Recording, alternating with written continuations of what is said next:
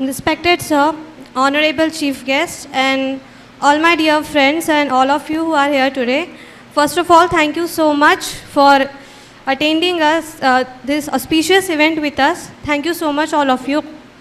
My name is Navida Ramesh, and I have secured 663 marks in NEET 2023 with Bio 350.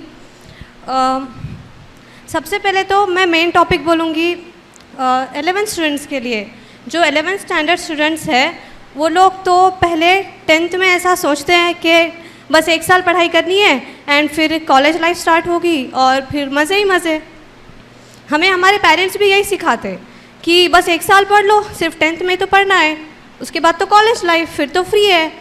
But जैसे जैसे हम 11th को थोड़ा आगे बढ़ाते हैं फिर हमें समझ में आता है कि हमारे साथ स्कैम हुआ है. 11th तक सिर्फ 10th तक ही मज़े रहते, 10th के बाद मज़े नहीं रहते. स्ट्रगल तो लाइफ में कंटिन्यूअसली आखिर तक चलता है, कभी लाइफ में मज़े नहीं रहते. आपकी 10th तक ही लाइफ मज़े की थी. जो 11th में जो फाउंडेशन होता है वो बहुत ज़्यादा इम्पॉर्टेंट होता है, क्योंकि मैंने बहुत सारे ऐसे बच्चों को देखा है जो अपना फाउंडेशन कम्प्लीटली अच्छे से नहीं करते एंड देन 12th में वो बोलते हैं कि उन्होंने अपना 11th वेस्ट कर दिया और फिर उन्हें वहाँ से स्टार्ट करना पड़ता है, जबकि उनके साथ वाले बच्चे ऑलरेडी वो 1 ईयर इन्वेस्ट करके आए हैं. फिर उनको कम्पीट करने में प्रॉब्लम आती है.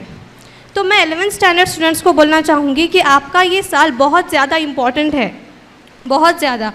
जो फाउंडेशन होता है वो आपकी पूरी बिल्डिंग का बेस है. अगर वो बेस स्ट्रॉन्ग होगा तो आप आगे और अच्छे कर पाएंगे. देखो, जिसका 11th स्ट्रॉन्ग है ना, उसकी गाड़ी आगे रुकती ही नहीं, वो चलता जाता है. फिर उसका नीट क्रैक होगा ही, चाहे फर्स्ट अटेम्प्ट में ना हो, बस सेकंड थर्ड अटेम्प्ट में क्रैक होगा ही, क्योंकि आपका बेस स्ट्रॉन्ग है. जिसका बेस स्ट्रॉन्ग नहीं होता वो 12th में अटक जाते. फिर उनको लगता कि उन्होंने स्टार्टिंग से स्टार्ट करना चाहिए, फिर टाइम नहीं मिलता एंड बहुत सारे प्रॉब्लम्स आते. ठीक है. उसके बाद जो 12th स्टैंडर्ड स्टूडेंट्स हैं उनके 2 कैटेगरीज बनते. एक वो कैटेगरी जिन्होंने अपना 11th परफेक्टली किया है और एक वो कैटेगरी जिन्होंने पूरा 11th वेस्ट किया है. सबसे पहले वो कैटेगरी जिन्होंने 11th कम्प्लीटली अच्छे से किया है, आप लोगों को बिल्कुल भी डरने की ज़रूरत नहीं है. जैसा चल रहा है चलने दो, बहुत अच्छा है. जो बच्चे जिन्होंने 11th वेस्ट कर दिया है, देखो अब जो बीत गया है उस पर अफसोस करने से बेटर है यहाँ से स्टार्ट करें. अगर आप स्टार्ट करोगे, सबसे मुश्किल सीढ़ी होती है स्टार्ट करना. Start is always the most difficult point. उसके बाद सब कुछ बहुत आसान होता है. स्टार्ट करना ही सबसे ज़्यादा मुश्किल रहता. अगर आप स्टार्ट कर लोगे तो एंड तक जाना ही है. अगर 12th से स्टार्ट करोगे ना 11th का, तो ये ख्याल रखना कि आज जो क्लास में पढ़ा रहे हैं उसके साथ आपका बैकलॉग घर पे कंप्लीट होना चाहिए. आप उस बैकलॉग के चक्कर में जो आज पढ़ा रहे हैं उसको वेस्ट मत करना. आज के क्लासेस भी अटेंड करने हैं, जो क्लास में चल रहा है वो परफेक्टली करना है और बैकलॉग घर पे कंप्लीट करना है. बैकलॉग के चक्कर में आज का नहीं वेस्ट करना है. ठीक है. उसके बाद स्पेशली रिपीटर्स के लिए, रिपीट करना गुनाह नहीं है. मेरे दिमाग में ये बैठ गया था कि रिपीट करना गुनाह है. जब मेरा फर्स्ट अटेम्प्ट में नहीं लगा तो मुझे 2-3 महीने अपने आप को ये समझाने में चले गए कि I am going for a repeat. तो मैं आप लोगों को ये बोलना चाहती हूँ कि रिपीट करना गुनाह नहीं है, बिल्कुल भी नहीं. अगर हम अपने आप को दूसरा चांस दे रहे हैं तो ये बहुत अच्छी बात है. देखो, एक बात बहुत अच्छे से याद रखो, when life gives you a second chance, please don't repeat the same mistakes. जब ज़िंदगी दूसरा मौका देती है तो वही गलतियाँ दोहरानी नहीं चाहिए. If you are going for a repeat, then prepare yourself that you will change yourself. क्योंकि if you love your old self too much, you will always get what you have got. अगर आप अपने आप को बदलोगे नहीं तो फिर से वही मिलेगा जो मिला है. इसलिए रिपीटर्स के लिए बदलना बहुत ज़रूरी है. जो पहले करते थे वो अब नहीं करना है. जो भी आप, हर एक को पता है हमने क्या गलती की है, इसलिए हम रिपीट कर रहे हैं. जब रिपीट करोगे तो वो गलतियाँ दोहरानी नहीं है, क्योंकि ज़िंदगी बार बार मौके नहीं देती. अगर हमें मौका मिला है तो फिर से वो गलतियाँ दोहरानी नहीं है. सर जो पेपर्स लेते वो उसमें बहुत ज़्यादा सिलेक्टेड क्वेश्चंस रहते और वो पेपर्स बहुत अच्छे रहते.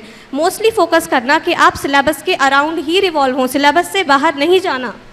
क्योंकि नीट में सिर्फ सिलेबस के क्वेश्चंस आते हैं। एनसीईआरटी पे फोकस करना, जो नोट्स बनाओगे बायो के एनसीईआरटी में ही साइड में लिख लेना, क्योंकि आपके पास इतना टाइम नहीं होता कि एनसीईआरटी पढ़ के और नोट्स को टाइम दें। केमिस्ट्री के लिए नोट्स इंपॉर्टेंट है, क्योंकि एनसीईआरटी केमिस्ट्री की बार बार पढ़ी नहीं जाती। एक बार पढ़ना, 2 बार पढ़ना, 3 बार पढ़ना मैक्सिमम। जो उसमें इंपॉर्टेंट पॉइंट है, जो पॉइंट सर ने नहीं बताया, वो हमारे नोट्स में लिख लेना एंड उस नोट्स को बार बार पढ़ना। एनसीईआरटी केमिस्ट्री की बार बार नहीं पढ़ सकते, ठीक है। और उसके बाद फिजिक्स की एनसीईआरटी जिसको समझ में आती है उसने कम्प्लीटली अच्छे से करना, जिसको समझ में नहीं आती है कोशिश करना कि सर से समझ के लें। फिर भी अगर नहीं हो रहा है तो आप कोई अदर यूज़ कर सकते हो source for the NCERT theory, specially for physics. और फिजिक्स की थ्योरी इंपॉर्टेंट है। हम मोस्टली फिजिक्स के लिए फॉर्मूला पर फोकस करते हैं, बट थ्योरी को हम इग्नोर करते।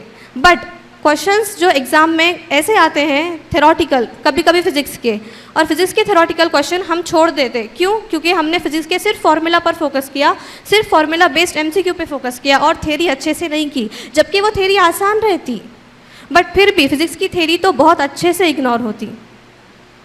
तो एनसीईआरटी तीनों की फोकस करना, केमिस्ट्री के नोट्स बनाना, बायो के नोट्स जो एनसीईआरटी के साइड में ही लिख लेना, एंड फिजिक्स के लिए फार्मूला नोटबुक मस्ट है। ऑर्गेनिक नोटबुक केमिस्ट्री के लिए मस्ट है। उस ऑर्गेनिक नोटबुक में आपको अगर इनऑर्गेनिक के जो रिएक्शंस है वो डिफ़िकल्ट जाते हैं तो उसको भी एक साथ कलेक्ट कर लेना, ये इंपॉर्टेंट है, ठीक है।